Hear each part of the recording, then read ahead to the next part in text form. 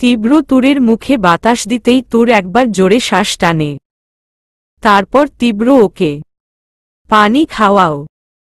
ঠিক তখন তুর আবার তাকে আবছাভাবে দেখে যে ওকে পানি খাইয়েছে। তারপর আবার জ্ঞান হারায়। দুর্বলতা ওকে আর সায় দেয় না। কিছুক্ষণ পর ওর শ্বাসের গতি ঠিক হয়ে আসে। তীব্র ওর মুখ আর ঠোঁট থেকে চুল সরিয়ে ওর গালে আলতো স্লাইড করে। তীব্র কি করছে ও নিজেও জানে না। ও আবার তুর গাড়িতে তুলে এবার শক্ত করে বুকের মাঝে আঁকড়ে ধরে যাতে একটুও পড়তে না পারে। তবে সবচেয়ে মজার ব্যাপার হল তুরের সাথে এত কিছু হয়ে গেছে তার কোনো কিছুই তুরের মনে নেই। কারণ প্রথম দিকে তুর নেশাগ্রস্ত ছিল আর পরে সেন্সলেস। ও শুধু দুইবার দুইটি লোককে আবছাভাবে দেখেছে যে তীব্র ছিল। প্রায় মাঝরাতের দিকে বাড়ি ফেরে তীব্র। তীব্রের কথায় বাধ্য হয়েই অনেকটা দ্রুত ড্রাইভ করে আসতে হয়েছে। বাড়ি ফিরে ও তুরকে নিয়ে কি করবে ভেবে পায় না।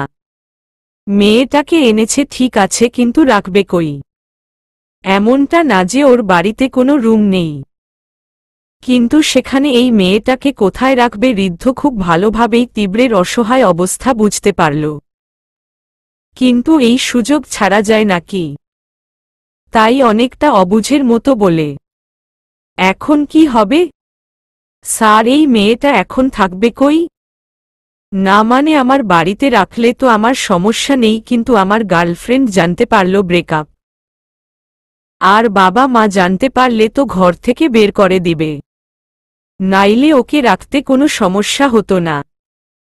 ঋদ্ধ বেশ ভালোই বুঝল তীব্র রেগেছে, আর এটাও বুঝল তীব্র এটা নিয়ে আজগরের মতো ফোঁস করবে, কিন্তু কিছু বলবে না। এই একটা ব্যাপারে ঋদ্ধ নির্ভয় থাকতে পারে যে তীব্র রাগলেও কিছু বলবে না। স্যার এখন কি করবেন?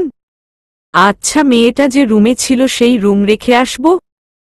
এবার বেশ বিরক্ত হয়ে রাগী কণ্ঠে উত্তর দেয় তীব্র। ওকে নিয়ে তোমাকে না ভাবলেও চলবে।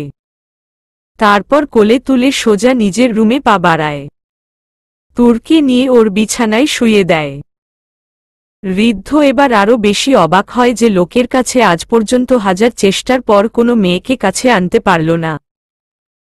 এমনকি ওর বাড়িতে কোনো মহিলা স্টাফ পর্যন্ত রাখা হয় না। সে কিনা এই মেয়েটিকে তার বাড়িতে না তার রুমে নিজের বিছানায় জায়গা দিয়েছে, কিন্তু কেন? তীব্র তুরকে বিছানায় শুয়ে ওর পুরো শরীর একবার স্ক্যান করে নেয়। শরীরে লাল লেহেঙ্গা, সাজ দেখে বোঝাই যাচ্ছে বিয়ে বাড়ি থেকে আনা হয়েছে। তীব্র ওকে দেখার জন্য কপালে হাত দিতে গিয়েও থমকে যায়। কিছু একটা ভেবে ঋদ্ধকে বলে উঠল, দাকে ফোন দিয়ে এই মুহূর্তে আসতে বলো। কিন্তু স্যার, দা অরুণকে কেন? ঋদ্ধ, ওকে স্যার। তারপর ঋদ্ধ দা অরুণকে ফোন।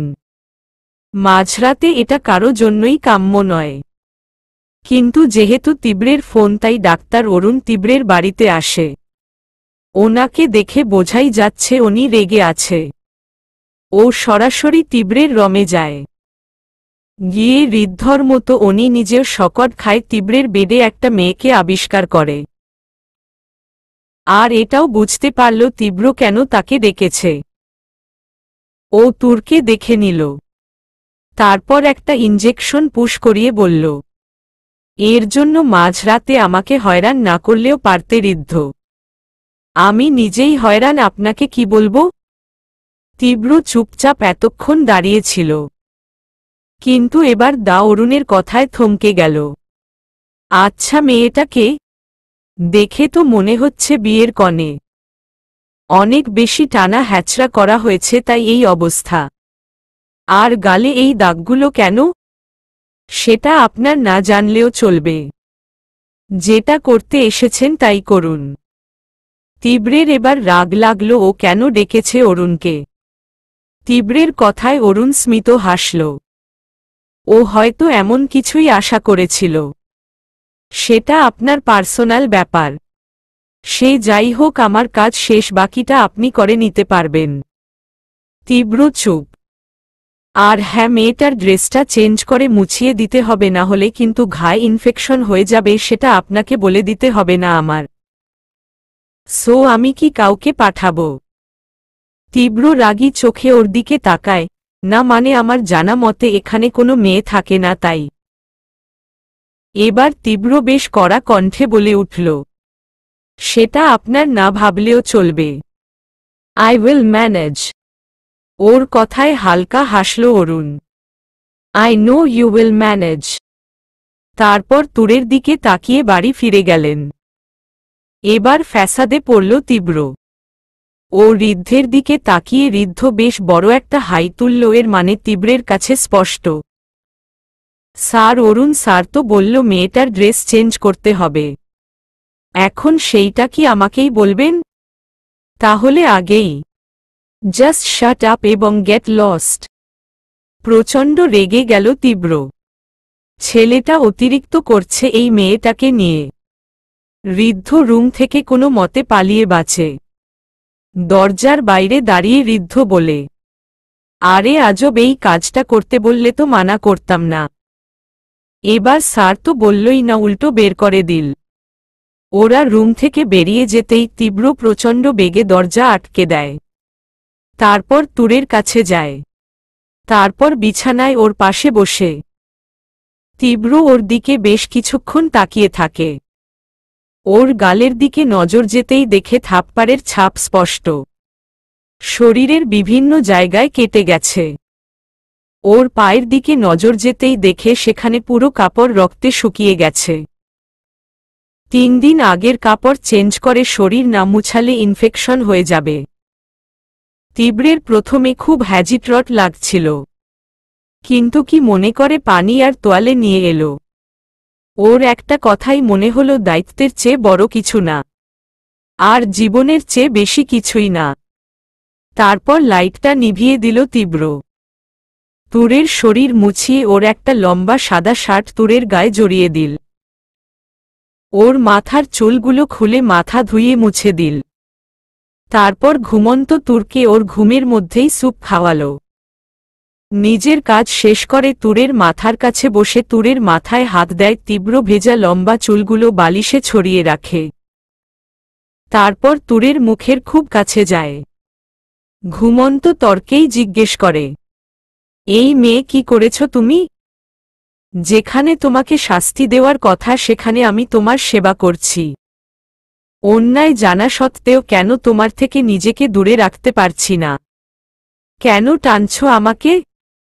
এই জন্যই কি এত কিছুর পর কোনো কিছুই শেষ হয়নি, বরং নতুন করে শুরু হয়েছে? তীব্র আর কিছু না বলেই সোফায় গিয়ে শুয়ে পড়ে। বুকের মধ্যে একটা বালিশ রেখে বিছানায় শুয়ে থাকা তুরকে দেখতে থাকে আর ভাবে, কি হতে কি হয়ে গেল। মেয়েকে নিয়ে এসেছিল কষ্ট দিতে, উল্টে এখন তার সেবা করতে হচ্ছে। সকালে ঘুম থেকে উঠে তীব্র তুরের কাছে যায়। ওকে ঘুমিয়ে থাকতে দেখে তীব্র একটা দীর্ঘ শ্বাস ছাড়ে। সারা রাত একটুও ঘুমাতে পারেনি সোফায়। অন্য রুমে ও শুতে পারে না। আর তুরকে অন্য রুমে রাতে শিফট করার ইচ্ছেটা জাগেনি সারাদিনের এত ক্লান্তির পর। তারপর তীব্র ফ্রেশ হতে চলে যায়। তীব্র একটা ট্রাউজার আর গলায় তোয়াল পেঁচিয়ে বেরিয়ে আসে। ফিরে এসে টি টেবিলের ব্ল্যাক কফিটা তুলে সিপ দিতেই টিভি অন করে। তখন গতকাল রাতের ব্রেকিং নিউজে দেখতে পায়, যে অজানা সবাইকে বাঁচিয়েছে তাকে সবাই দোয়া দিচ্ছে। নিউজটা দেখেই বাঁকা ঠোঁটে হাসে তীব্র। তারপর কার কাছে একটা ফোন দেয়। মেয়েগুলোর অবস্থা কি? স্যার, আপনার কথা মতো সব মেয়েদের পুলিশের উপর না ছেড়ে আমরা নিজ দায়িত্বে ওদের বাড়ি পৌঁছানো দেখব। গুড। সব মেয়েদের বাড়িতে পৌঁছে আমাকে জানাবে। তারপর ফোনটা কেটে তীব্র কফি হাতে তুরের কাছে যায়। কফিটা পাশের টেবিলে রেখে তুরের দুপাশে হাত দেয়, যাতে তীব্রের ভেজা চুলের পানি তুরের মুখে পড়ে। তা দেখে তীব্র আরেকটু চুলগুলো ঝাড়া দেয়, যাতে তুরের মুখে পানি পড়ে। কিন্তু তুরের ঘুম ভাঙে না। তাই তীব্র ওর বা হাত দিয়ে মুখে উড়ে আসা চুলগুলো তুরের কানের নিচে গুজে দেয়। প্রথম কোনো মেয়ের এতটা কাছে তীব্র, কিন্তু কোনো খারাপ লাগা নেই। তারপর তীব্র তুরকে বলে উঠল, কনগ্রাচুলেশন মিস তাইরাত, আপনার জন্য আজ অনেকগুলো মেয়ে আজ জীবন নষ্ট হওয়া থেকে বেঁচে গেল। কিন্তু আফসোস, আপনি বাঁচতে পারবেন না। অন্যায় যখন করেছেন শাস্তি আপনি পাবেন, তবে সেটা অন্যভাবে। সত্যি বলেছিল, ও মেয়েদের মাঝে অদ্ভুত মায়া থাকে, আর তোমার মাঝে তা হয়তো একটু বেশি। না হলে এত কিছুর পর কেউ এই চেহারাটা দেখতে চায়? আমিও দেখতে চাই কি আছে এই নিষ্পাপ চেহারার মাঝে। তারপর তুরের একদম কাছে চলে যায় তীব্র। ওর আঙুল দিয়ে তুরের কপাল থেকে নাক বরাবর টেনে বুড়ো আঙুল দিয়ে ঠোঁট স্পর্শ করে। তখনই রুমের দরজায় নক পড়ে, আর তীব্র ওকে ছেড়ে উঠে দাঁড়ায়। গায়ে একটা শার্ট জড়িয়ে ভিতরে ডাকে, ম্যানেজার এসেছে। ফাইল সবকিছু কমপ্লিট হয়েছে যা দিয়েছি? জি স্যার। তারপর উনি ওনানেই দাঁড়িয়ে রইলেন। তীব্র বুঝতে পারল উনি কিছু বলতে চায়। যা বলার বলে ফেলুন। স্যার, আমি ঋদ্ধের কাছে সবটাই শুনেছি। আপনি কতটা রিস্ক নিয়ে মেয়েটাকে বাঁচিয়েছেন। হ্যাঁ তো? তাহলে এই মেয়েটি তো ওদের মতো। সবাইকে যখন বাড়ি পৌঁছে দিয়েছেন, তাহলে এই মেয়েটিকে এখন এখানে রেখে কি করবেন? ওকে বাসায় দিয়ে আসলে হতো। ম্যানেজারের কথার তীব্রের চোখ মুখ শক্ত হয়ে এলো। উনি বুঝলেন তীব্র রেগে গেছে।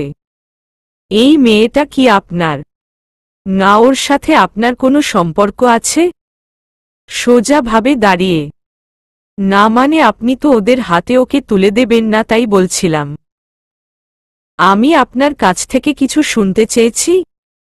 চাইনি তো। ফ্রিতে অ্যাডভাইস দেওয়া বন্ধ করুন। আপনাকে যার জন্য মাইনে দেওয়া হয় শুধু তাই করুন।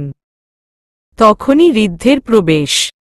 স্যার, তাইরাতের বাবা মা পাগলের মতো ওকে খুঁজছে। পুলিশই ও খুঁজছে, কিন্তু কোনো কিনারা করতে পারছে না।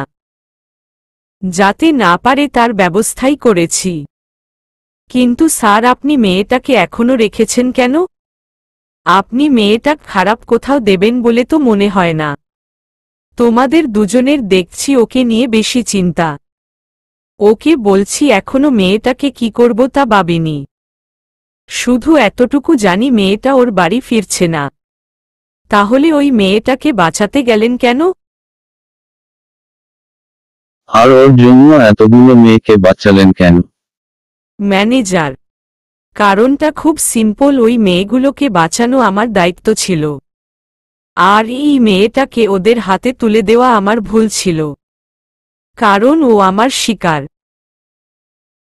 তাই ওকে শাস্তি দেওয়ার অধিকার ও আমার। ওর সাথে যা করার তা আমি করব। কিন্তু এ নিয়ে আমি আর কথা বলতে চাই না। মেয়েটার টপিক আজ থেকে তোমাদের মুখে যেন না শুনি, তাহলে কিন্তু মেয়েটার চেয়ে খারাপ অবস্থা হবে তোমাদের। Okay sir. আর শোন, বলুন, মেয়েটাকে এখান থেকে শিফট করার ব্যবস্থা করো। বিরক্ত লাগছে আমার। ঋদ্ধ আর ম্যানেজার নিজেদের মুখ দেখাদেখি করে চলে যায়। Okay sir. ওরা আর দাঁড়ায় না, চলে যায় রুম থেকে। ওদের চলে যেতে তীব্র তুরের কাছে যায়। তারপর ওর পাশে বসে ওর পালস চেক করে। তারপর একটা ইনজেকশন ইনজেক্ট করে তুরের বডিতে। তুর ব্যথায় ভ্রুকুচকে আবার শান্ত হয়ে যায়। এভাবে কেটে যায় 3 দিন। এই 3 দিনে একবারের জন্য হলেও চোখ খোলেনি তুর। কিভাবে খুলবে? এতদিন তীব্র ঘুমের ইনজেকশন দিয়ে তুরকে ঘুম পাড়িয়ে রেখেছিল। তুর আলতো করে চোখ খোলে। 3 দিনে এভাবে ঘুমিয়ে থাকার কারণে আর 6 দিন নিস্তেজ থাকার কারণে তুরের শরীর প্রচণ্ড দুর্বল। তার মাঝে তীব্র ওকে যতটা ওকে খাইয়েছে তাই গেছে পেটে। এখন তা আছে বলে মনে হয় না। তুর অনেক কষ্ট করে উঠে বসার চেষ্টা করে, কিন্তু কিছুই দেখতে পায় না। কারণ পুরো রুম অন্ধকার। অনেকটা দুর্বল হওয়ার কারণে ও আলতো করে মাথা নাড়ে।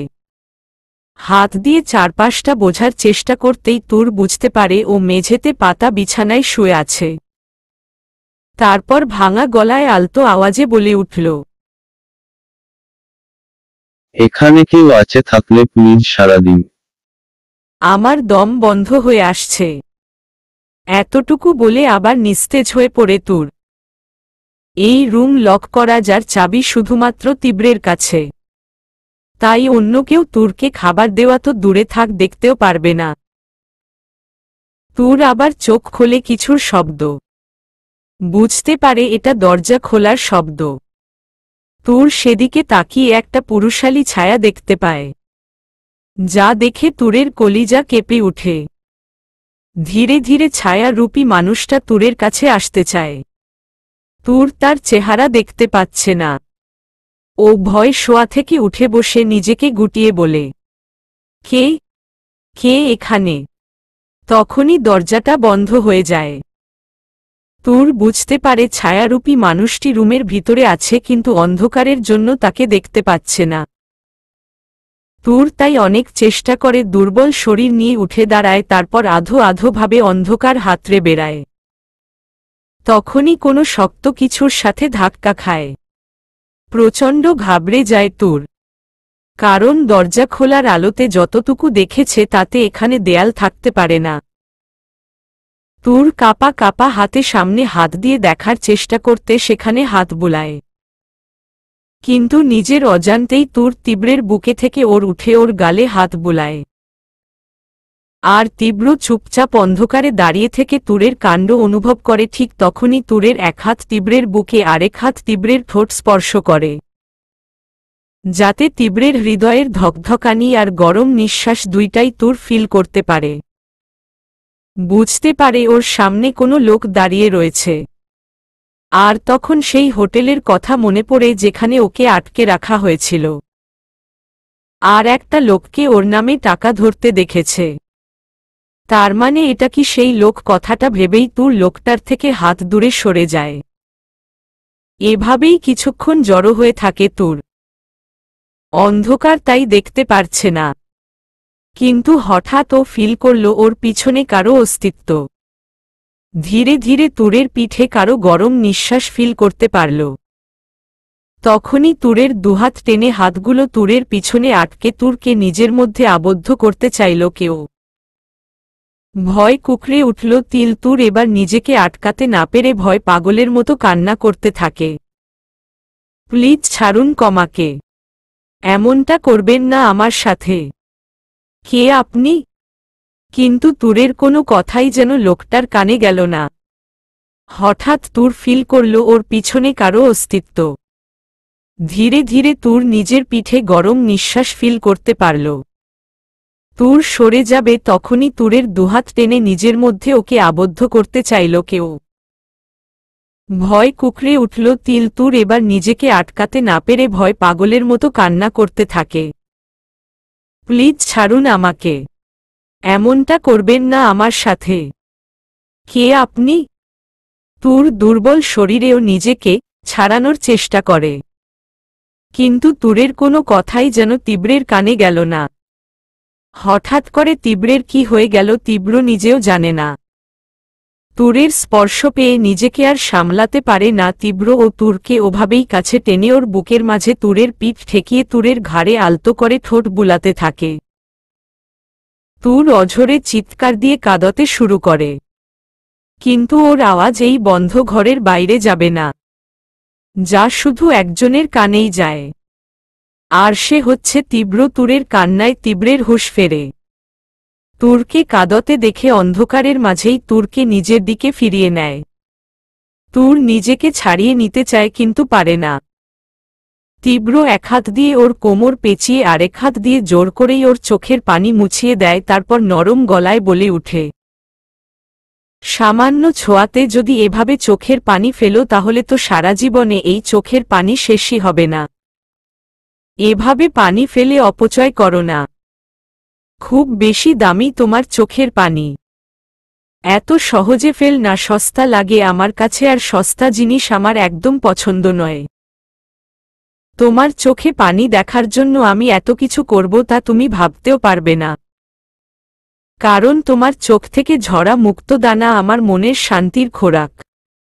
লোকটির কণ্ঠস্বর শুনে তুর থমকে গেল। সবটা ধোঁয়াশার মতো লাগল। এত সুন্দর মিষ্টি কণ্ঠ কোনো পুরুষের হতে পারে জানা ছিল না তুরের। শান্ত গলা শান্ত সমুদ্রের মতো শোনা গেলেও কথাগুলো উত্তাল সমুদ্রের চেয়েও বেশি ভয়ানক। এতক্ষণ সবটা শান্ত হলেও এবার তুর আরও ভয় পেয়ে গেল, নিজের গালে কারো ঠোঁটের স্পর্শ পেয়ে।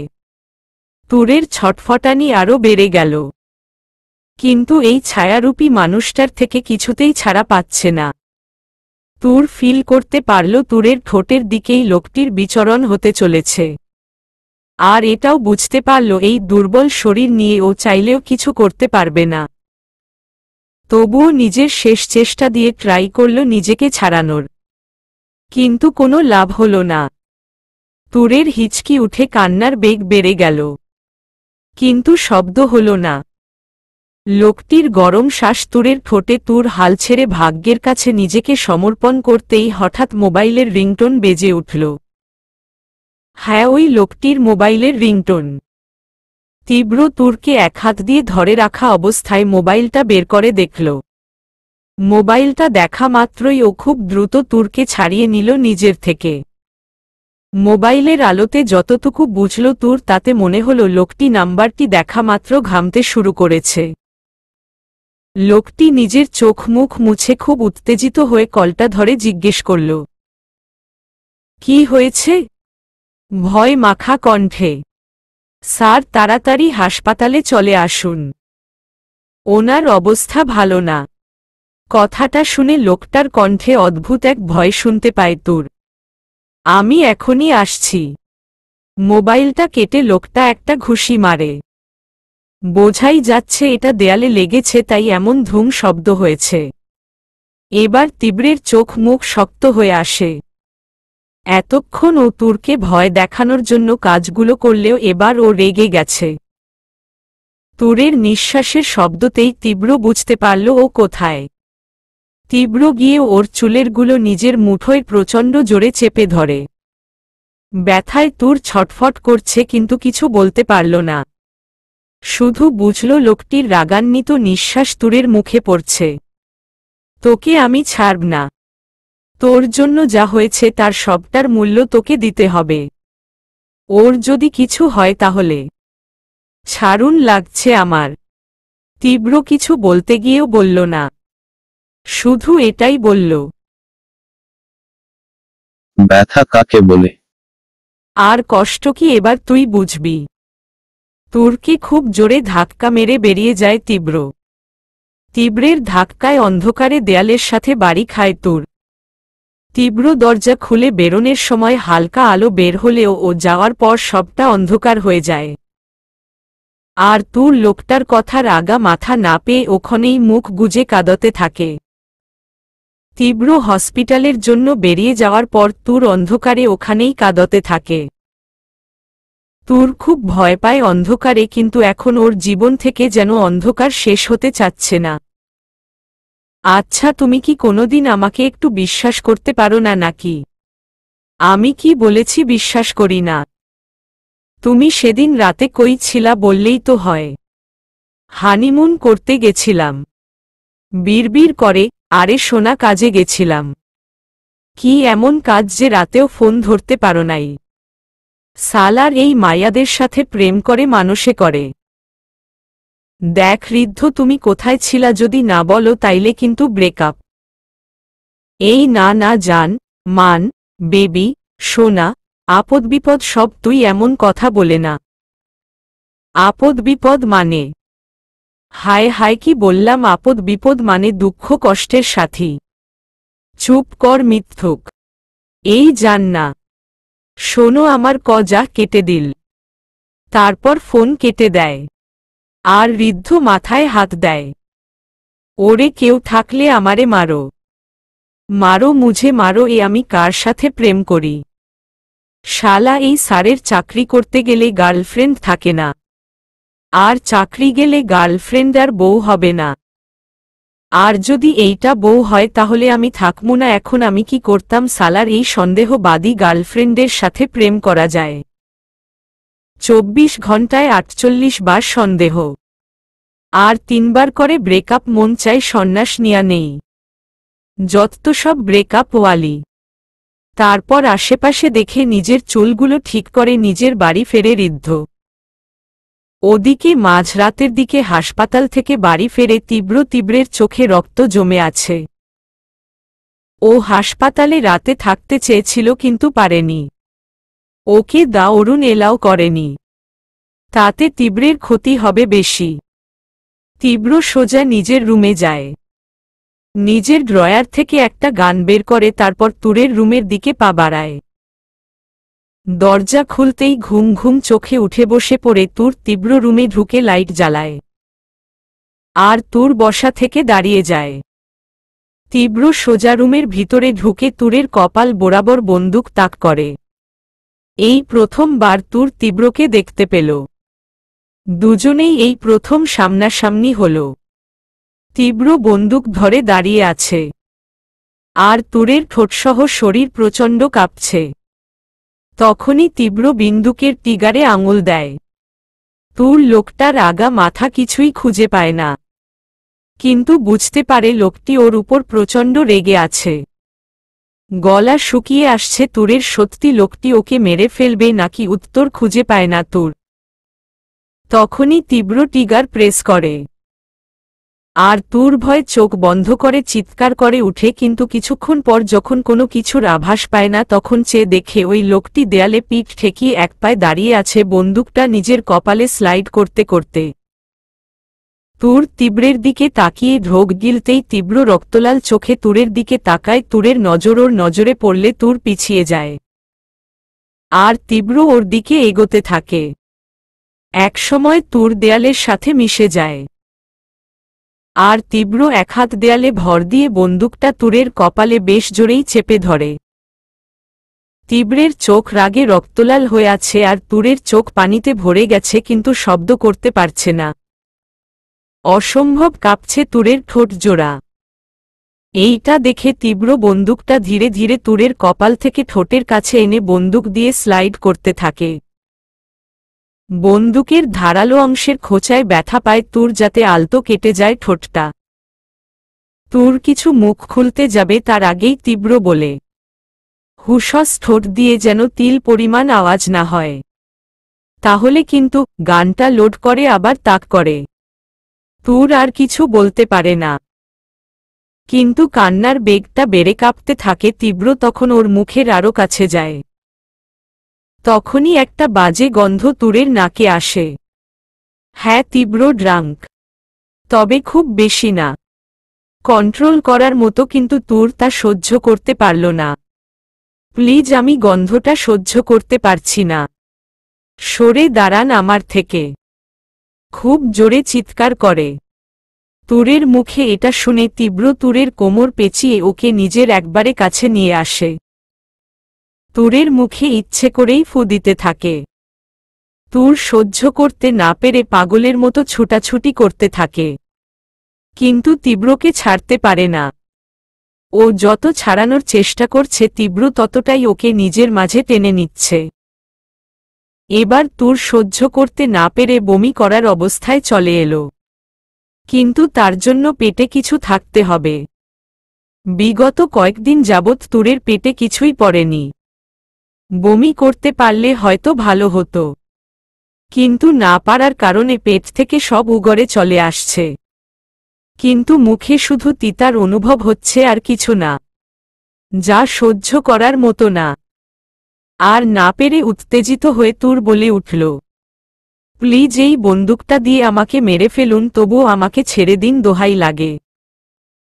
কিন্তু ওর চিৎকার তীব্রের কানে গেলেও ওর হৃদয় স্পর্শ করতে পারে না। ইচ্ছে করেই ও তুরের হাত আরও জোরে চেপে ধরে, যাতে তুরের কান্নার পরিমাণটাও বেড়ে যায়। তাতে অদ্ভুত আনন্দ পায় তীব্র। খুব কষ্ট হচ্ছে তোমার, যদি মেরে ফেলি তাহলে দয়া করে তাই করুন, আমি আর সহ্য করতে পারছি না। আপনার মুখে মদের বাজে গন্ধে আমার দম বন্ধ হয়ে যাচ্ছে। কথাটা শুনে তীব্র তুরের ঠোঁটের কোণে আলতো করে ঠোঁট বুলায়। এতটাই খারাপ লাগছে এই সামান্য গন্ধটা। তার চেয়েও জঘন্য লাগছে আপনার প্রতিটি স্পর্শ। বিষের চেয়েও বিষাক্ত লাগছে তা। প্লিজ মারার হলে আমাকে মেরে ফেলুন, কিন্তু আমাকে প্লিজ ছোবেন না। ছাড়ুন আমাকে। তীব্রকে ধাক্কা দিয়ে বমি করার চেষ্টা করে, কিন্তু পারে না। কিন্তু তুরের শেষ কথাটা যেন তীব্রের কানে বাজতে থাকে যে তীব্রের ছোঁয়া মেয়েটার কাছে বিষের চেয়েও বিষাক্ত লাগছে। তুরের দিকে তাকাতেই দেখে ও পেটে হাত দিয়ে বমি করার চেষ্টা করছে, কিন্তু পারছে না। তীব্র বুঝতে পারছে, তাতে বেশ উপভোগ করছে ও জোরে জোরে নিঃশ্বাস নিয়ে তীব্রের দিকে তাকাতেই তীব্র একটা তাচ্ছিল্যের হাসি দিয়ে অন্যদিকে মুখ ঘুরিয়ে নেয়। তুরের মনে হল তুরের এসব লোকটার কাছে নাটক মনে হল। তীব্র ওর থেকে একটু দূরে যায়, এটা দেখে তুর এবার আর ভয় পায় না, কিন্তু পেটের ব্যথায় পেটে হাত দিয়ে থাকে। তীব্র ওর থেকে দূরে দেয়ালে হেলান দিয়ে আপাদমস্তক তুরকে দেখে নেয়। এবার তুর নিজের দিকে তাকায়, যা দেখে ও আকাশ থেকে পড়ে। কারণ ওর শরীরে শুধু একটা ঢিলা সাদা শার্ট, যা হাঁটু অবধি রয়েছে। এটা দেখে ও তীব্রের দিকে তাকায়। তীব্র তখনও বাঁকা ঠোঁটে হাসছিল আর ওকে দেখছিল। তুর আশেপাশে কিছু পায় না, তবে বিছানায় একটা চাদর পায়, ওইটাকে উঠিয়ে নিজের গায়ে জড়িয়ে ওখানেই দেয়াল ঘেঁষে বসে পড়ে। ও এটা ভেবে স্তব্ধ, ও একটা লোকের সামনে এতক্ষণ এভাবে দাঁড়িয়েছিল, তবে এটা ভাবার অবস্থায় নেই যে ওর ড্রেসকে চেঞ্জ করেছে। চাদর জড়িয়ে নিজেকে গুটিয়ে মাটির দিকে তাকিয়ে ওভাবেই কাঁপতে থাকে তুর। এটা দেখে তীব্র ওর কাছে যায়, তারপর ওর পাশে নিজেও দেয়াল ঘেঁষে বসে পড়ে একটা সিগারেট জ্বালায়, তারপর তা টানতে থাকে। পুরো রুম ধোঁয়ায় ভরে গেছে। তুরের শ্বাস নিতে কষ্ট হচ্ছে, কিন্তু সেটা ফিল করার অবস্থায় ও নেই। শ্বাস টানতে কষ্ট হচ্ছে, কিন্তু বুঝতে পারছে না তুর। তীব্র এটা দেখে আরেকটা সিগারেট ধরালো। সিগারেটে একটা ফু দিয়ে নিজেই থেকেই বলল, মিষ্টি মিষ্টি হয়। জোর করে মিষ্টি খাওয়ালে কিন্তু তা তেতো লাগে না। এখন যদি তুমি সেটা সহ্য করতে না পারো, সেই দোষ অন্য কাউকে দিতে পারো না। তুর কিছু শুনছে কিনা নিজেই জানে না। ওকে চুপচাপ দেখে তীব্র নিজের মনেই ভেবে মুচকি হেসে ওঠে।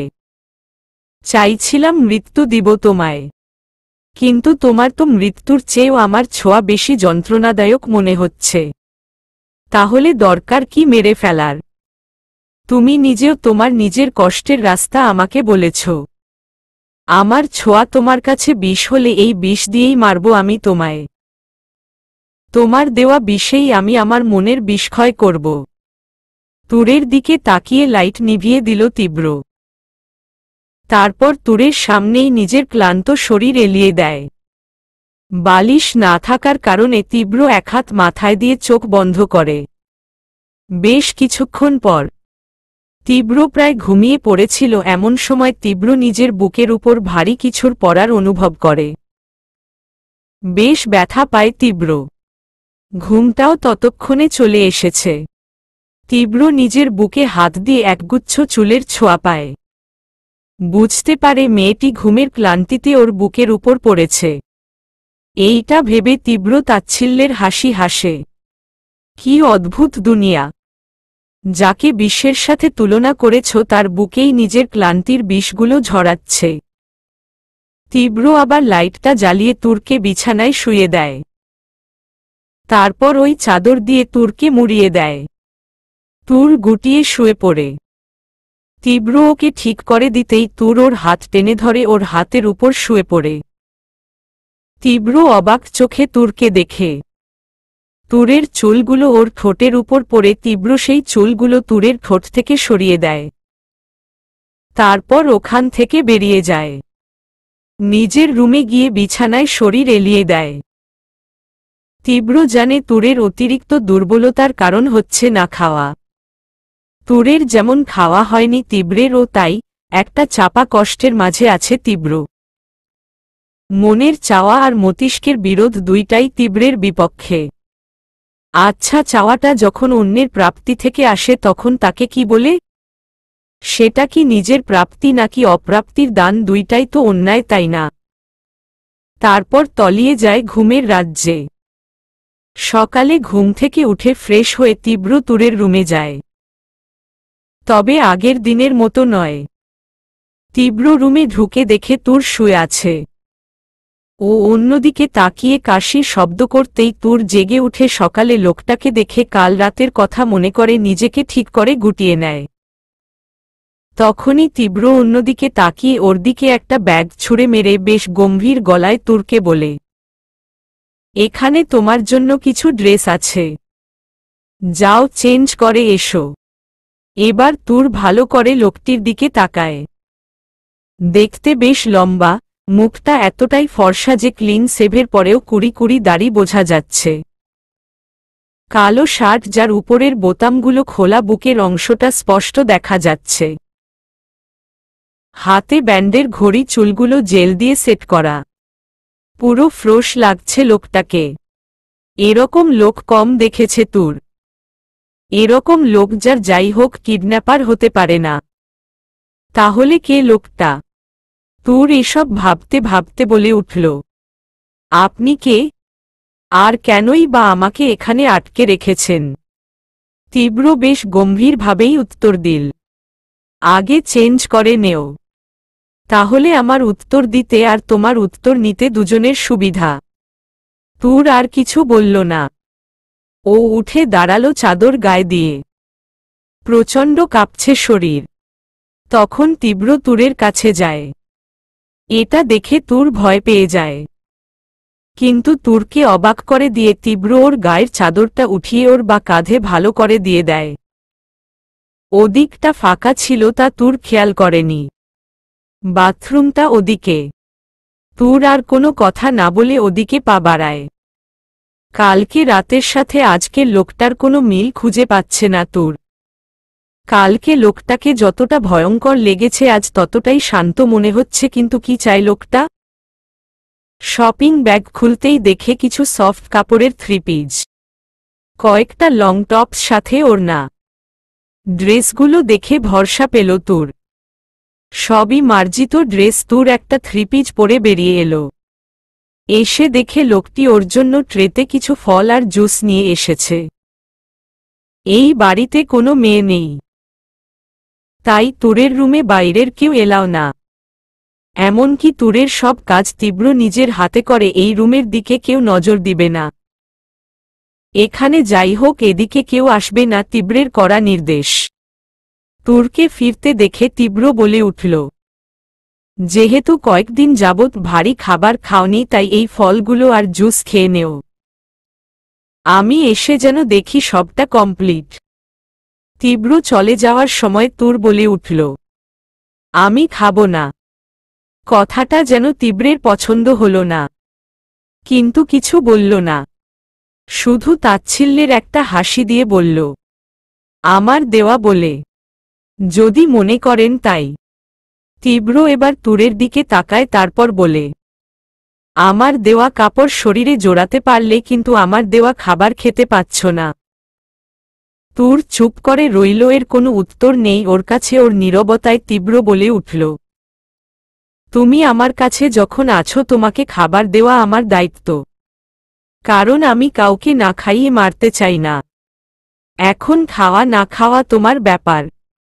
আমি শুধু আমার কর্তব্য করেছি। তীব্রের এমন কথায় তুর বেশ অবাক হয়।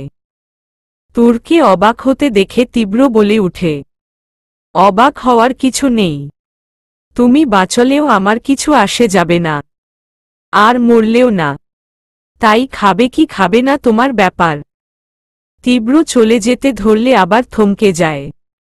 তুর চিৎকার করে বলে উঠে, কে আপনি আর কেন আমাকে এখানে আটকে রেখেছেন? তীব্র চুপ করে আছে। আপনি কি সেই লোক যে আমাকে সেই জঘন্য জায়গা থেকে টাকার বিনিময়ে কিনে এনেছেন?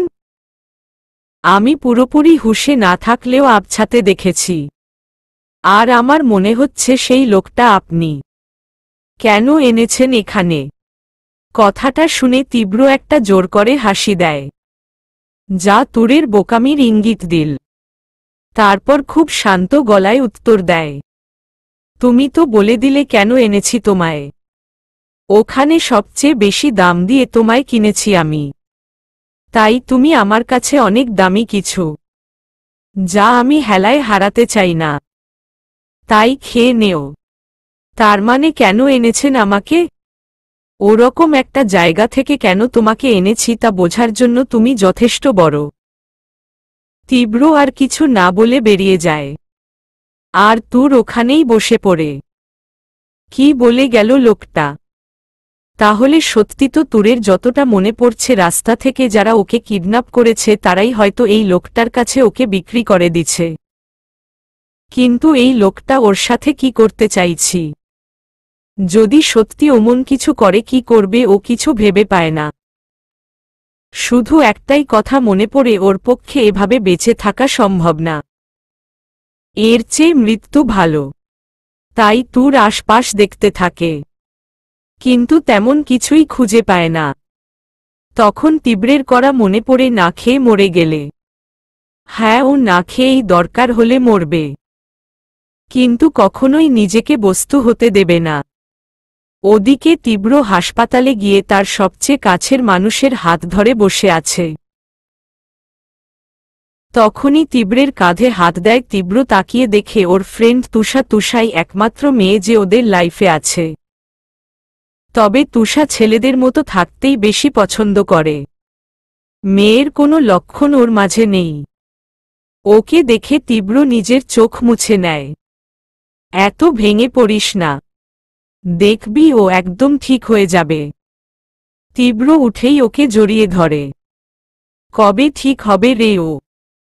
দেখ এমন হাসি খুশি ছেলেটার কি হতে কি হয়ে গেল।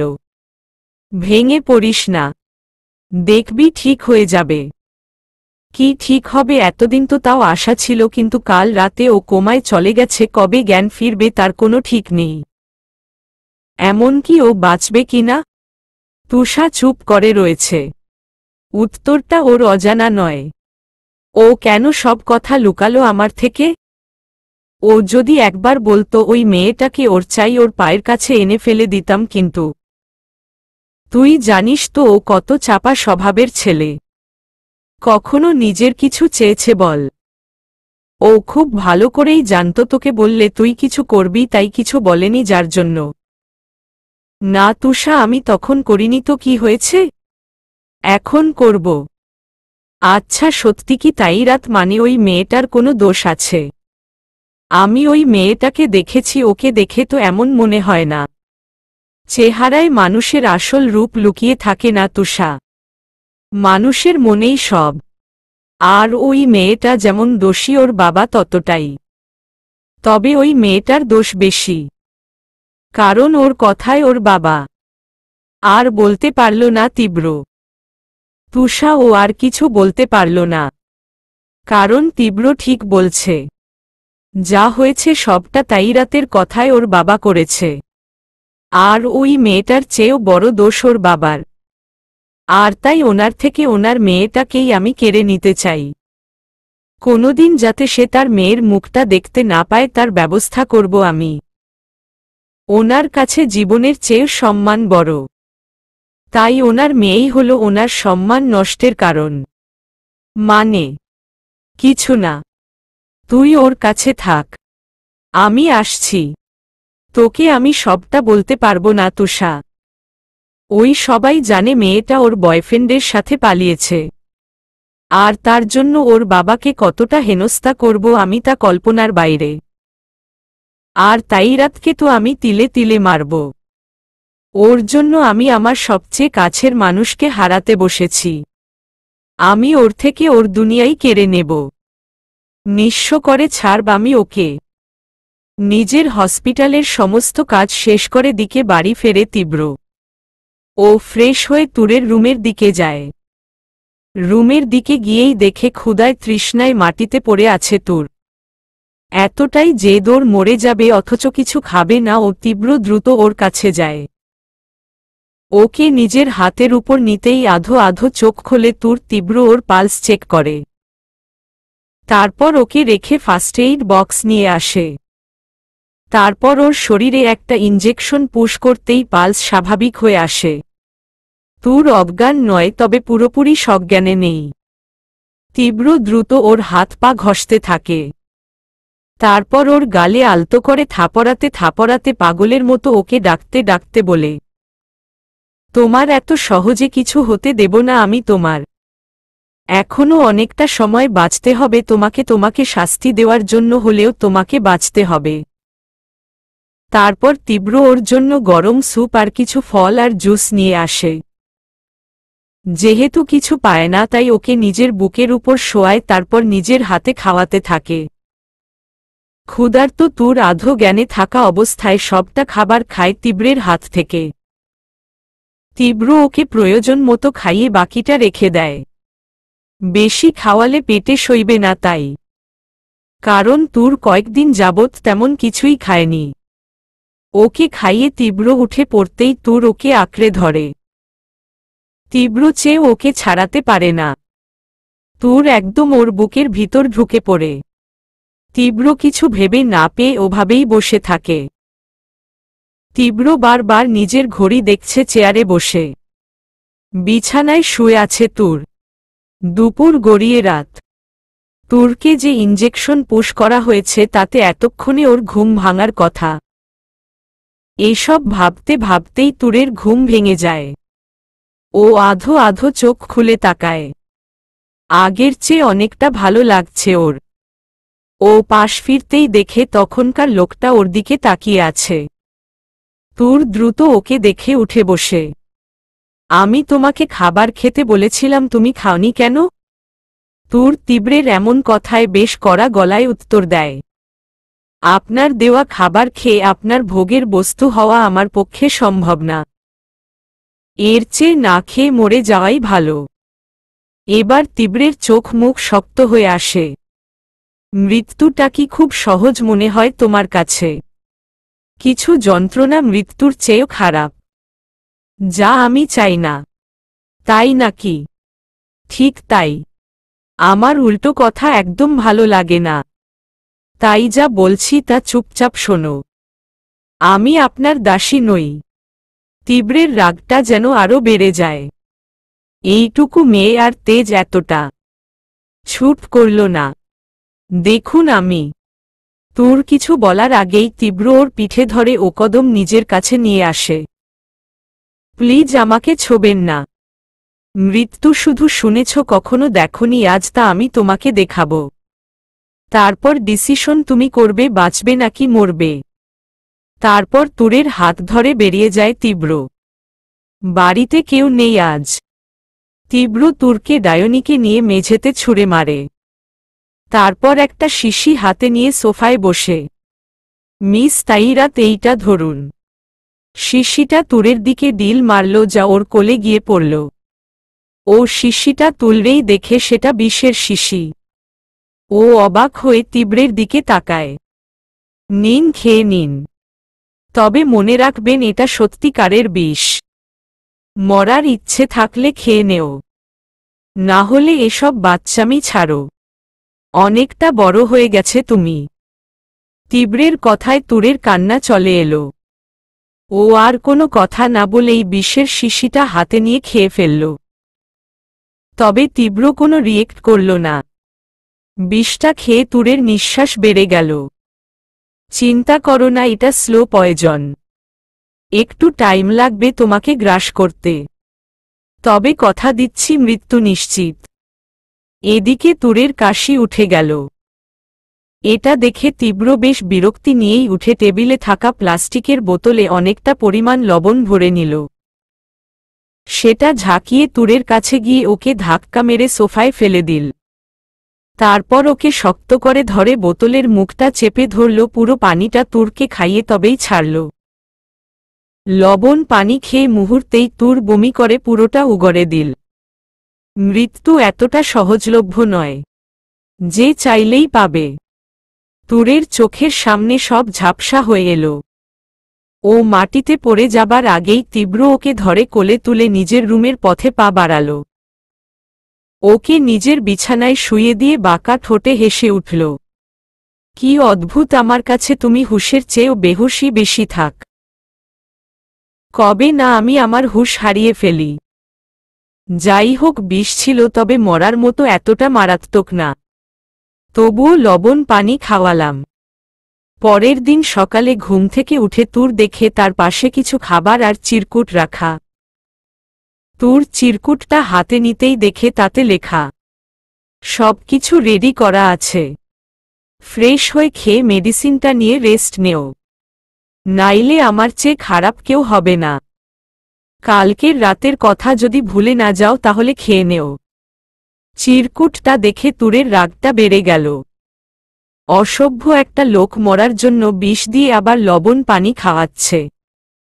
ভেবেই চিরকুট ছিঁড়ে কুটি কুটি করে ফেলে, আর রাগে উঠে সব খাবার ফেলে দেয়।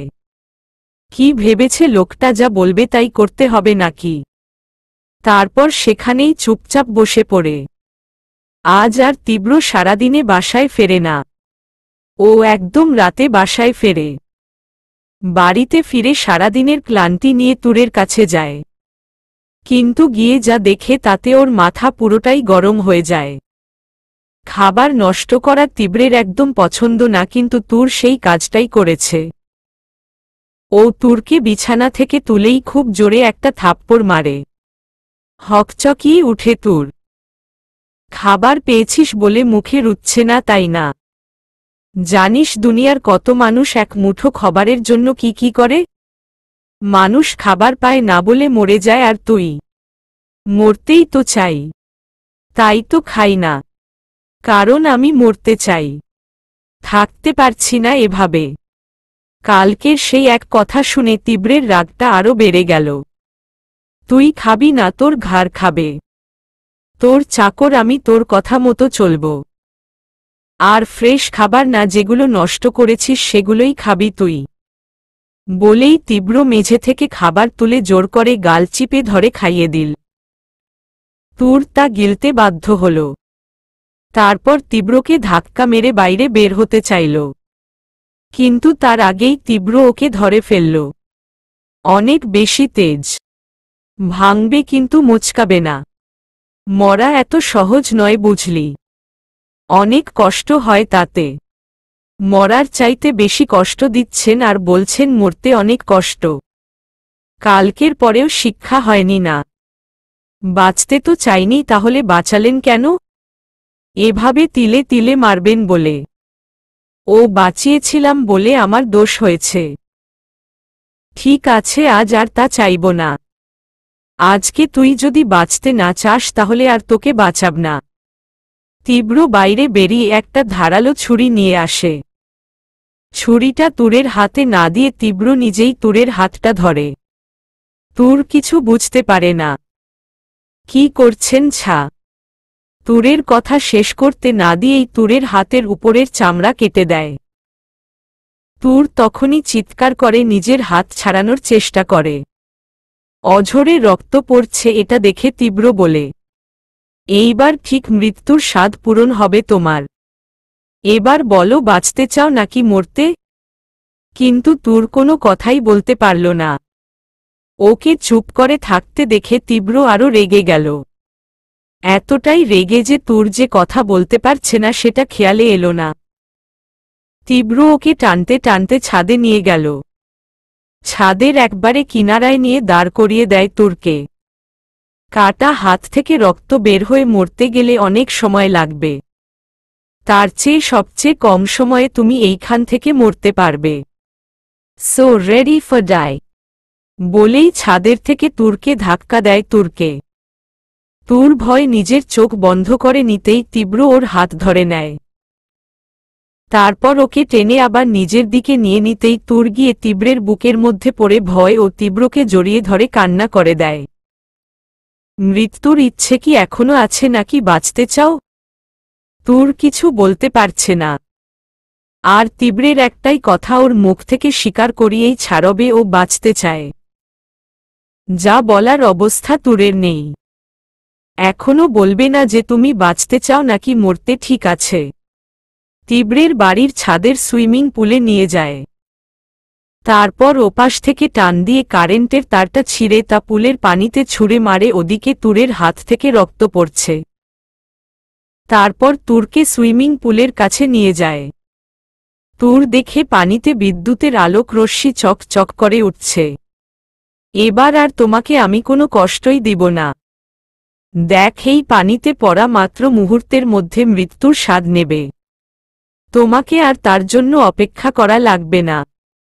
টেনে হিচড়ে তুরকে পানিতে ফেলতে চায়। এবার তুর নিজের পিছিয়ে যায়। প্লিজ এমনটা করবেন না, ছাড়ুন আমাকে। মরার অনেক শখ না তোমার, তাহলে ছাড়তে কেন বলছো? তীব্র ওকে পুকুরের পানিতে ফেলে দিতে নেয়, কিন্তু তখনই তুর চিৎকার করে বলে উঠে, মরতে চাই না, আমি বাঁচতে চাই। প্লিজ ছেড়ে দিন আমাকে, মুক্তভাবে বাঁচতে চাই আমি। প্লিজ এই পানিতে ফেলবেন না আমাকে। তখনই তীব্র ওকে জোরে টান দিয়ে নিজের বুকের ভিতর টেনে নেয়।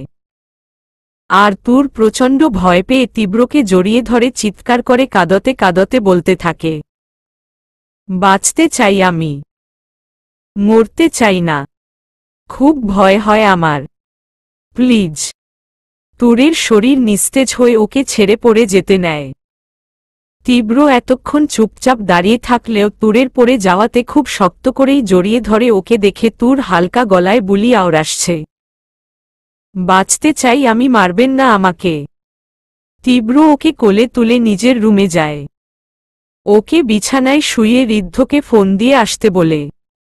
ফোন কেটে ও তুরের কাছে যায়। তুর তখনও সেই বুলি আওড়াসছে, আমি বাঁচতে চাই, আমাকে মারবেন না, তোমাকে আমি এমনি মরতে দেব না, তবে তুমি যেভাবে বাঁচতে চাও সেভাবেও দেব না, মুক্তভাবে নয়, বন্ধ হয়ে বাঁচতে হবে তোমাকে। তীব্র ওর কাটা হাতের দিকে তাকায়। মেয়েটা আঘাতের চেয়ে ভয়টা বেশি পেয়েছে। রক্ত পড়াটা বন্ধ হয়ে গেছে, কারণ তীব্র খুব সূক্ষ্মভাবে তুরের হাতের চামড়া কেটেছে। কিন্তু তুরের পক্ষে তা জানাটা একবারেই অসম্ভব। তীব্র হালকা মেডিসিন দিয়ে তুরের হাতে কোনোরকম একটা ব্যান্ডেজ করে, যাতে তুর ভয় পায়। কারণ তীব্র এটাই চায় যে তুর ওকে ভয় পাক। তবে তুরের সাহসটা ওকে খুব বেশি অবাক করেছে। 3 বার মৃত্যুর মুখে গিয়ে শেষবার ও বাঁচতে চেয়েছে। তখনই রুমে ঋদ্ধ আর ম্যানেজার প্রবেশ করে। ওদের দেখে তীব্র উঠে দাঁড়ায়। কি হয়েছে মেয়েটার, ম্যানেজার? তেমন কিছুই না, শুধু একটু ভয় পেয়েছে। আর কেন সেটা আপনাদের না জানলেও চলবে। অন্যদিকে তাকিয়ে মুড নিয়ে, তা স্যার, এবার মেয়েটাকে নিয়ে আমাদের প্ল্যান কি? তীব্র ভ্রু কুঁচকে ঋদ্ধর দিকে তাকাতেই ও জিহ্বায় কামড় দেয়। না মানে মেয়েটাকে নিয়ে কি করবেন? ওর জন্য ডেকেছেন মনে হল। হুমম, ওর জন্যই ডেকেছি। ওকে আমার বাড়ি থেকে, এখান থেকে নিয়ে যাওয়ার ব্যবস্থা করো। স্যার, তার মানে আমরা কি আবার সেই লোকগুলোকে ডাকব? শাট আপ ঋদ্ধ। না তাহলে স্যার, আমি ওকে এখানে রাখতে চাচ্ছি না। এখানে রাখা ওর জন্য সেভ না। ওকে আমি আমার সাথে দেশের বাইরে নিয়ে যেতে চাই। স্যার, তার মানে আপনি এই মেয়েটাকে আপনি দেশের বাইরের সেই বাড়িতে নিয়ে যাবেন? বেশ অবাক হয়ে, কেন, তোমার তাতে কোনো সমস্যা? না, কিন্তু আপনি একটা মেয়েকে নিয়ে করবেনটা কি?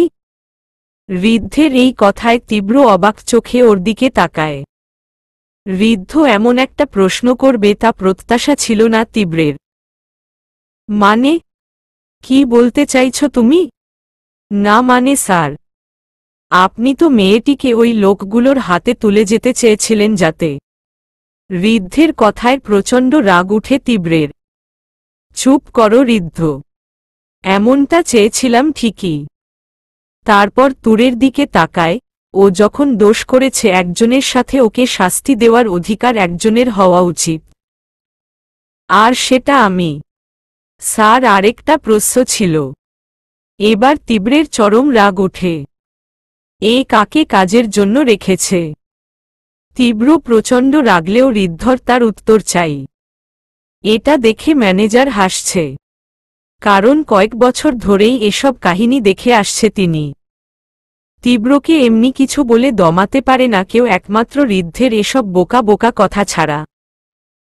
কারণ ও তীব্রের কাজে অনেক বেশি কনফিউজড, আর সেই কনফিউশনে এমন প্রশ্ন করে যার উত্তর তীব্রের কাছে নেই।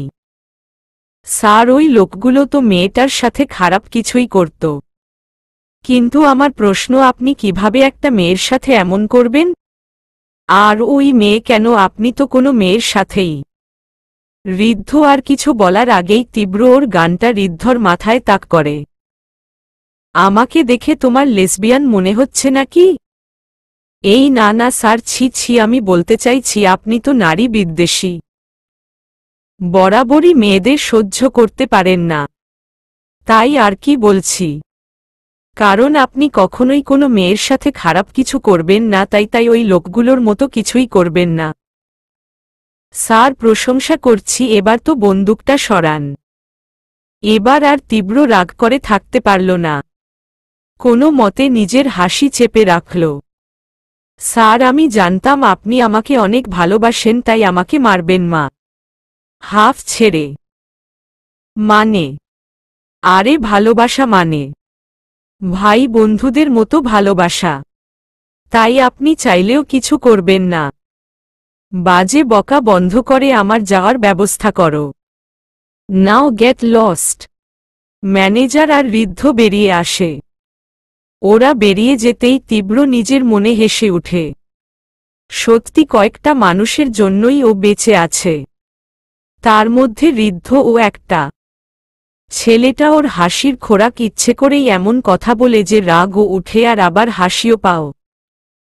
ওরা বাইরে বেরিয়ে ঋদ্ধ বলে উঠল, জোর বাঁচা, বেঁচে গেছি। আচ্ছা, তুই শুধু স্যারের পিছনে কেন লাগিস? যদি রাগ করে সত্যি সত্যি। আরে ম্যানেজার কাকু, আমি ওনাকে সেই কলেজ লাইফ থেকে চিনি। উনি উপরে যতই রাগী হোক না কেন, ভিতরে ততটাই মিষ্টি। যাই হোক, চলুন। আচ্ছা স্যার, মেয়েটাকে ওখানে কেন নিয়ে যাচ্ছেন? আমারও একই প্রশ্ন। আজ পর্যন্ত আমিও সেই বাড়িতে যাইনি, অথচ ওই মেয়েটাকে কেন নিতে চাইবে? তীব্র তুরের পাশে বসে আছে। খুব শীঘ্রই তোমাকে এই দেশ থেকে নিয়ে চলে যাব, যেখানে কেউ তোমাকে দেখতে পাওয়া তো দূরে থাক, খোঁজার চেষ্টাও করবে না। তোমাকে আমি পুরো দুনিয়া থেকে আড়াল করে রাখব, কেউ চাইলেও তোমাকে কোনোদিন খুঁজে পাবে না। তার 3 দিন পর তীব্র তুরকে নিয়ে দেশ ত্যাগ করে। তীব্র ছাড়া কেউ জানে না যে ও তুরকে নিয়ে কোথায় যাচ্ছে। তুরকে নিজের ওয়াইফ হিসেবে পরিচয় করিয়েছে তীব্র, আর ওকে নিয়ে যাওয়া হচ্ছে একজন পেশেন্ট হিসেবে, যে কিনা বিদেশে চিকিৎসা নেওয়ার জন্য যাচ্ছে। আর তার জন্য সবকিছুর ব্যবস্থা করেছে তীব্র। 4 দিনের মাথায় তীব্র পৌঁছে যায় তার কাঙ্ক্ষিত জায়গায়। তবে সেখানে গাড়িতে নয়, হেলিকপ্টারে গিয়েছে তীব্র। সেখানে হেলিকপ্টার থামতেই কিছু কালো পোশাকধারী বডিগার্ড তীব্রকে নিতে এগিয়ে আসে। তীব্রের হেলিকপ্টার থেকে নেমেই বুক ভরে একটা নিঃশ্বাস নেয়, তারপর নিজের কোটটা ঠিক করে সানগ্লাসটা চোখে পড়ে। কালো শার্ট, ব্ল্যাক ডেনিম প্যান্ট, কালো শু, হাতে ব্যান্ডের ঘড়ি আর চোখে সানগ্লাস, যার সাথে ফর্সা বুকের অংশটা একদম উন্মুক্ত। হেলিকপ্টারের বাতাসে ওর চুলগুলো উড়ছে, আর তার পাশে ফর্মাল ব্ল্যাক ড্রেসআপের বডিগার্ড, যাতে পুরাই ব্ল্যাক পিন্স লাগছে তীব্রকে। তীব্রকে দেখেই একটা লোক এগিয়ে এসে বলল, welcome to back your home sir. তীব্র কিছু বলল না, শুধু চোখ দিয়ে কিছু একটা ইশারা করল। লোকটা মাথা নেড়ে চলে গেল। তারপর তীব্র হেলিকপ্টারে ঘুমন্ত তুরের দিকে তাকাল। কয়েকটা লোক তুরকে হেলিকপ্টার থেকে নিচে নামাতে যায়, তখনই তীব্র বলে উঠে, don't touch her, everyone stay away from her. তীব্রের কথায় সবাই ওকে বলে সরে গেল। তীব্র নিজেই তুরকে কোলে তুলে নিল, তারপর ওর লোকদের নিয়ে আসা গাড়িতে উঠে বসলার তুরকে শুয়ে ল্যাপটপে কিছু দেখতে লাগল। কিছুক্ষণের মধ্যেই তীব্র তুরকে নিয়ে সেই কাঙ্ক্ষিত বাড়িতে পৌঁছে যায়, যার খবর কেউ জানে না। তীব্র যদি না আসে তবে এই বাড়ি থেকে তুরকে খুঁজে বের করা কারো পক্ষে সম্ভব না। আর এখানেই তুরকে নিয়ে এসেছে ওর বন্দিনী করার জন্য। তারপর তীব্র গাড়ি থেকে নেমে তুরকে কোলে নিয়ে বাড়ির ভিতরে যায়। বাড়িতে ঢোকার অনুমতি নেই কারো, তাই সমস্ত গার্ডরা নিজেদের কাজে চলে যায়। তীব্র তুরকে সেই রুমে নিয়ে শুইয়ে দেয় যেখানে তুরকে নিজের বন্দিনী করে রাখার জন্য নিয়ে এসেছে। তীব্র আগে থেকেই রুমটাকে তুরের থাকার জন্য রেডি করে রেখেছে। তুরের প্রয়োজনীয় সবকিছু সহ ক্যামেরা পর্যন্ত লাগানো হয়েছে। এটা একটা সিক্রেট রুম, তীব্র না চাইলে কেউ এটা খুঁজে বের করতে পারবে না। তুরকে ওখানে শুইয়ে দিয়ে তীব্র নিজের রুমে চলে যায়। তারপর ক্লান্তিতে বিছানায় গা এলিয়ে শুয়ে পড়ে। এই বাড়িতে তেমন আসে না তীব্র, খুব বেশি প্রয়োজন ছাড়া, বলতে গেলে বছরে 2-1 বার। আর এখানেই তুরকে নিয়ে এসেছে বন্ধ দরজার বন্দিনী করতে, যেটা না চাইতেও তীব্রের বন্ধ দরজার তুমি হয়ে যায়। বেশ খানিকটা সময় পর তুর জেগে উঠে ও নিজেকে সম্পূর্ণ নতুন একটা পরিবেশে আবিষ্কার করে। সবকিছুই অদ্ভুত। ঠিক তখনই রুমে প্রবেশ করে তীব্র। আপনি কেন অন্য কাউকে আশা করেছিলে নাকি? এসে তুরের পাশে বসে ওর গালে নিজের আঙুল ছোঁয়ায় তুরের বেশ ইতস্তত লাগে। না, তেমন কিছু না। গাল থেকে তীব্রের হাত সরিয়ে দিতে চেয়ে তীব্র সেটা খুব ভালোই বুঝতে পারল যে তুর চায় না ওকে রাগাতে, কারণ তার পরিণাম তুর জানে। তাই তীব্র ওর ঠোঁট স্পর্শ করে। তুর কিছু বলতেও পারছে না, আর সহ্য করতেও পারছে না। এটা দেখে তীব্র বলে ওঠে, তাহলে কেমন? আসলে এই রুমটা, তুমি আগে যে রুমে ছিলে এটা তার পাশের একটা রুম। আসলে সেই রুমটা একটু ছোট ছিল, তাই তোমাকে এই রুমে শিফট করা হয়েছে। ও, তুরের কথায় তীব্র হাসে, কারণ জানে তুর পালানোর জন্য বোঝার চেষ্টা করছে। তাই ও নিজের মনেই বলল, আপনি নিজেও জানেন না আপনি সেই বাড়ি কেন সেই দেশেও নেই, আর এখান থেকে যাওয়া আপনার জন্য সম্ভব না। তা তোমার এখানে থাকতে সমস্যা হবে? তাহলে আমি আগের রুমে। না না, তার দরকার নেই। এইটা শুনে তীব্র তুরের দিকে আরেকটু এগিয়ে গেল। ওর খুব কাছে গিয়ে তুরের গাল দুটো ধরে বলল, এখানে থাকতে সমস্যা হবে না বুঝলাম, কিন্তু আমার সাথে। তীব্রের কথায় তুরের কলিজা শুকিয়ে এলো, চোখের কোণে পানি জমে গেল। কিছু বলতে চাইল কিন্তু পারল না। কান্নার বেগ আটকে রাখতে চাইল, যার কারণে ঠোঁট জোড়া প্রচণ্ড কাঁপছে তুরের। তুরের কাপা ঠোঁট জোড়া বড্ড টানতে লাগল তীব্রকে। তীব্র ওর এক হাতে ওর গাল ধরে তুরের দিকে এগোল। তীব্রের গরম নিঃশ্বাস তুরের উপর পড়তেই ও চোখ বন্ধ করে নিয়ে দুচোখের পানি ছেড়ে দিল। কিন্তু অদ্ভুতভাবে তীব্র ওর মুখে আলতো করে ফু দিয়ে ওর অশ্রুসিক্ত বন্ধ চোখ জোড়ায় চুমো এঁকে দেয়। তীব্রের এমন বিহেভে তুর চোখ খুলে অবাক চোখে তাকায় তীব্রের দিকে। জানো তো, খোলা চোখের চেয়ে বন্ধ চোখের নেশা বেশি হয়, আর যদি তা অশ্রুসিক্ত ভেজা হয় তবে তার স্বাদ হয় অমৃত। আর তুমি সেই অমৃতের ধারা দুচোখ দিয়ে বর্ষণ করে আমার সামনে নষ্ট করছ, এতে আমার দোষ কই? তুর কি বলবে ভেব পায় না। তখনই তীব্র শুয়ে পড়ে তুরের পাশে। তুরকেও নিজের পাশে শুয়ে দেয়। তারপর ওর দিকে তাকিয়ে আরেকটু কাছে যায় তীব্র। ওর গালে নিজের নাক দিয়ে আলতো করে স্লাইড করতে করতে বলে, কি হল, চুপ আছো যে? আমার সাথে কথা বলতে চাইছ না নাকি ইচ্ছে নেই এখন? তুর কি বলবে ভেবে পায় না। তীব্র ওর আরও কাছে আসতে থাকে। তুরের এক হাত তীব্র নিজের হাতের ভাঁজে আটকে নেয়। তারপর তুরের গলায় মুখ ডুবাতেই তুর পাথর হয়ে যায়।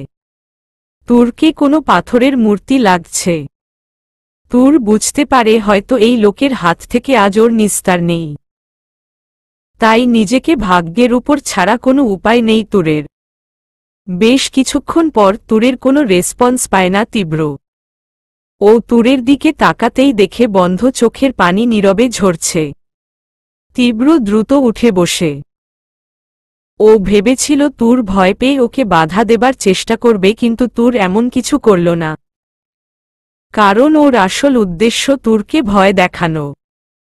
কিন্তু বুঝতে পারল তুর ওকে নিয়তি ভেবে মেনে নিয়েছে। এটা ভেবে রাগ উঠল তীব্রের, ইচ্ছে করছে তুরকে ঠাটিয়ে দুইটা চড় মারতে। কিন্তু তা চেয়েও পারল না।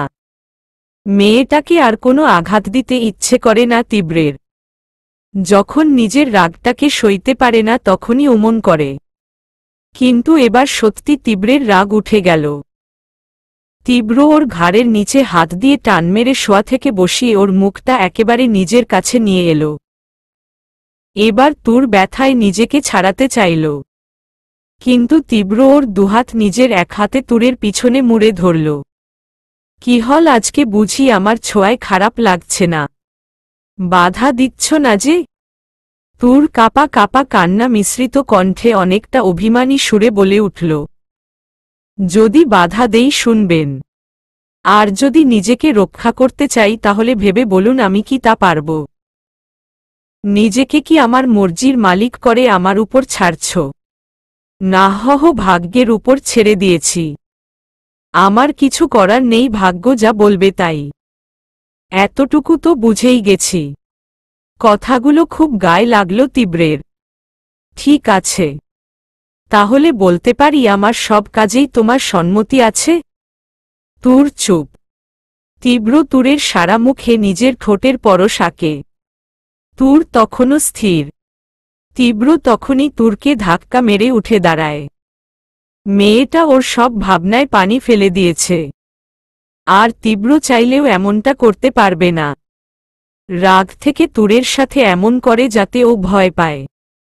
এখন ও যদি ভয়টাই না পায় তাহলে তীব্র কি করবে? এখন কোনো মেয়ের সাথে জঘন্য কিছু করে আর যাই হোক নিজেকে কোনো নর্দমার কীট বানাতে পারবে না তীব্র। একজনের চোখে নিজেকে খারাপ প্রুভ করে নিজেকে নিচে নামাতে পারবে না। কিন্তু এমনি এমনি মেয়েটাকে এখন ছাড়তেও পারছে না। নিজের রাগের উপর নিয়ন্ত্রণ হারিয়ে ফেলছে। তখনই তীব্র মুখ ফসকে বলে উঠল, তোমার জন্মতারিখ কত? তীব্রের মুখে এই কথা শুনে অবাক হয় তুর। লোকটা ওর জন্মতারিখ কেন জানতে চাইছে? কি হলো বলো, জন্মতারিখ কত? ধমক দিয়ে। জি 23 সেপ্টেম্বর 2003। কথাটা শুনেই তীব্র হাফ ছেড়ে বাঁচে। আর এখন 2019 এটা ভেবে তীব্র নিজের মনে বলে উঠে, তার মানে 18 বছর এখনো হয়নি। 3 মাস এখনো বাকি। ওর সাথে এমন করাটা আমার উচিত হচ্ছে না। ও আগে বড় হোক, তারপর যা করার করব আমি।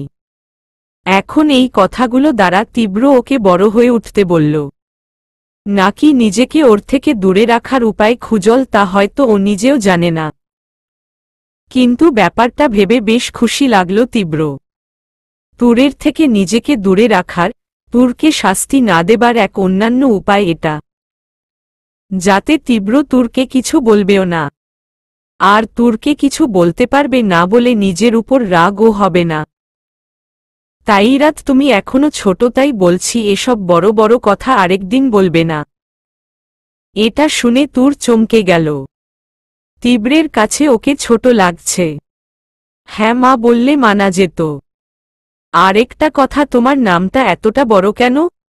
আর কোনো নাম নাই নাকি? কোনো শর্ট নাম বলো। ধমক দিয়ে।